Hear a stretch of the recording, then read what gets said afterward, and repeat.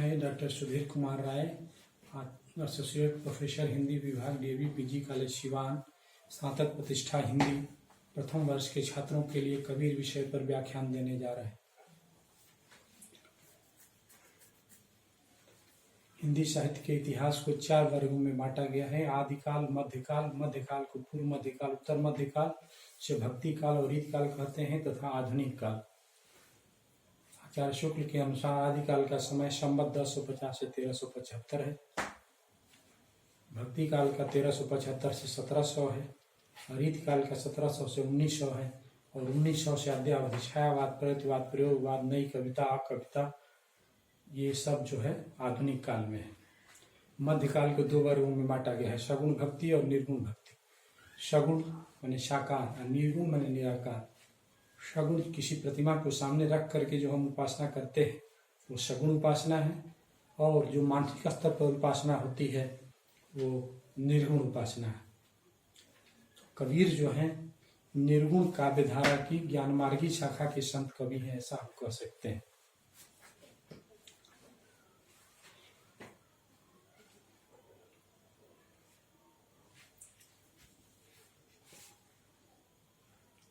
ऐसी किंवदंती है कि कबीर जो है पढ़े लिखे, कबीर विधवा ब्राह्मणी के गर्भ से पैदा हुए थे।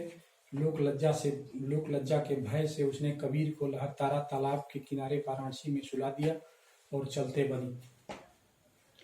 उसी रास्ते से नीमा और नीरू नाम के 2 जुलाहा दंपति आ रहे थे जो निसंतान थे। उन्होंने बच्चे को लिया और बड़े खुश हुए, उसे घर ले आए, उसका पालन पोषण किए। वही बालक आगे चल करके कबीर के नाम से प्रसिद्ध हुआ। कबीर पढ़े लिखे नहीं थे।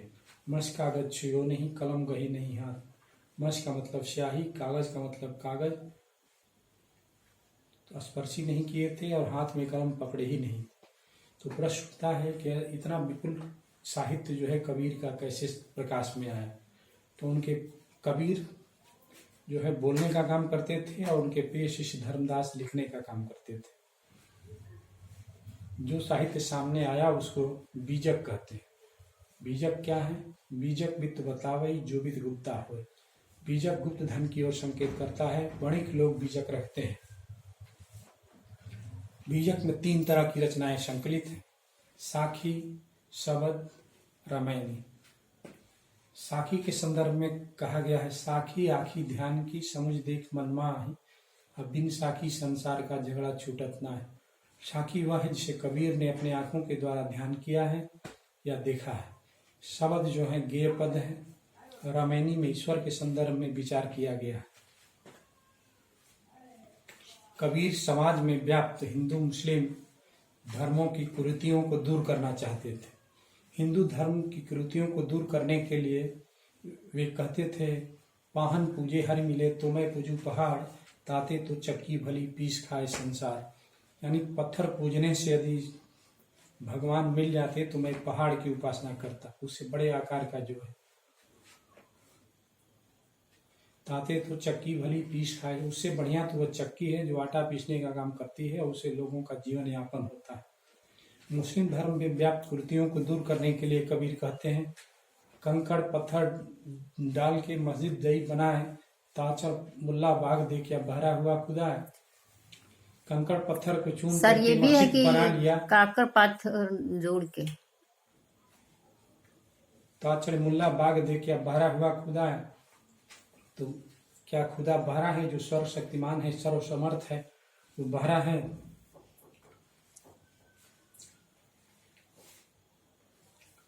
कबीर आत्मज्ञान की महत्ता का अपने साहित्य में प्रतिपादन करते हैं। कहते हैं, पानी बिच मीन पियासी, मुहि सुन सुन आवे हासी, घर में बस नजर नहीं आवत, वन वन फिरत उदासी, आत्मज्ञान बिना जग झूठा, क्या मथुरा क्या काशी। कहते हैं, पानी बीच मीन पियासी, पानी के बीच में मछली प्यासी हुई है। यह आश्चर्य की बात है। मुहि सुन सुन आवे हासी, यह सुन करके हंसी आ रही है। घर में बस नजर नहीं आते, अपने अंतरात्मा में जिस ईश्वर का निवास है उसे हम नहीं देख पाते हैं, और मंदिर, मस्जिद और गुरुद्वारे में ईश्वर की प्राप्ति के लिए दौड़ते रहते हैं। फिर कबीर कहते हैं, काहिर नलनी तुक मिलानी, तेरे ही नाल सरोवर पानी, जल में उत्पत्ति जल में बास, जल में नलनी तोर निवास, नातल तपत न ऊपर आग, तो रहे कहु कासन लाग, कहे कबीर जो दिक समान, ते नहीं मुए हमारे जान। काहे नलिनी तो जीव और ईश्वर के संबंध को दर्शाते हुए कबीर इस छंद को कहते हैं कि हे कमली तो क्यों मुरझा रही है, तेरा डंठल तो तालाब से लगा हुआ है। काहे नलिनी ते कुमलानी, तेरे ही नाल सरो, जल में उत्पत्ति, जल से तुम्हारी उत्पत्ति है और जल में ही तुम्हारा निवास भी है। ना तल तपत न ऊपर आग, न नीचे से उष्मा मिलती है न ऊपर से तुम्हें उष्मा मिलती है, फिर भी न जाने तुम्हारा स्नेह किससे लग गया है कि तू मुरझा रही है। कबीर फिर कहते हैं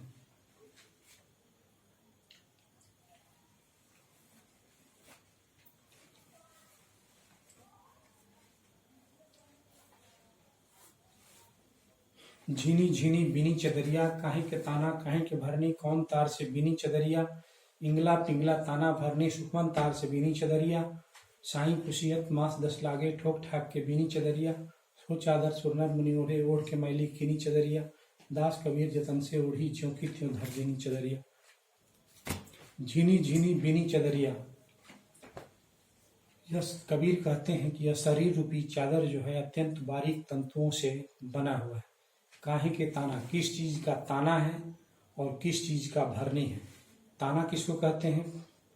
बुनकर जो सीधे डंडे को धागे पर लगाता है, धागे को सीधा करने के लिए, वो ताना है, और जिससे धागे को बैठाने का काम करता है वो भरनी है। काहे के ताना काहे के भरनी, कौन तार से था, किस तार से इस शरीर रूपी चादर का निर्माण हुआ है। ईड़ा पिंगला ताना भरनी, ईड़ा और पिंगला 2 नाड़ियां हैं जो ताना और भरनी के रूप में है। सुषुम्ना नाम के धागे से यह शरीर रूपी चादर बनी हुई।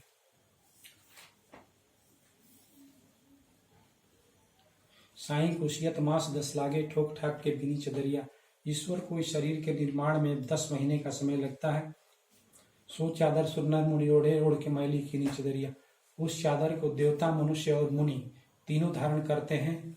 लेकिन कबीर बड़े गर्व के साथ कहते हैं कि जितने लोग हैं देवता मनुष्य और मुनि इस शरीर को मैला करके रख देते हैं, लेकिन कबीर जो है इस शरीर रूपी चादर को वैसे ही परित्याग कर देते हैं जैसा पाए हुए थे। यानी बच्चा जब पैदा होता है तो उसके अंदर कोई विकार नहीं रहता है, वो बिल्कुल निर्विकार होता है। समाज में आने के बाद जैसे जैसे समाज से साक्षात्कार होता है, बुराइयों को देखता है, उसका प्रभाव पड़ता है और धीरे धीरे जो उसका अंतरात्मा जो है वो कलुषित हो जाता है। तो कबीर कह रहे हैं कि इनकी अंतरात्मा जो है बिल्कुल स्वच्छ है, इसमें कोई संदेह नहीं है। ऐसी किंवदंती है कि काशी में मरने से स्वर्ग मिलता है और मगहर में नरक। तो कबीर जो है काशी का परित्याग कर दिया, कबीर जो है काशी का परित्याग किए और मगहर में जाकर के शरीर का त्याग किए।